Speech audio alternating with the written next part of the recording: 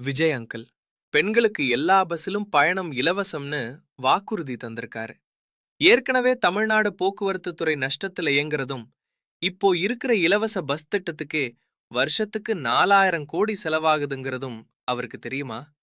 அடுத்து 1ஆம் வகுப்பிலிருந்து 12ஆம் வகுப்பு வரை படிக்கும் மாணவர்களுடைய பெற்றோருக்கு வருஷம் 15,000 ரூபான்னு சொல்லியிருக்காரு. இப்போ தமிழ்நாட்டில் அரசு பள்ளிகளில் மட்டுமே 55 லட்சம் மாணவர்கள் படிக்கிறாங்க. அந்த மாணவர்களோட பெற்றோருக்கு இவர் சொல்ற மாதிரி பணம் கொடுத்தா அதுக்கே 8,250 கோடி செலவாகும்.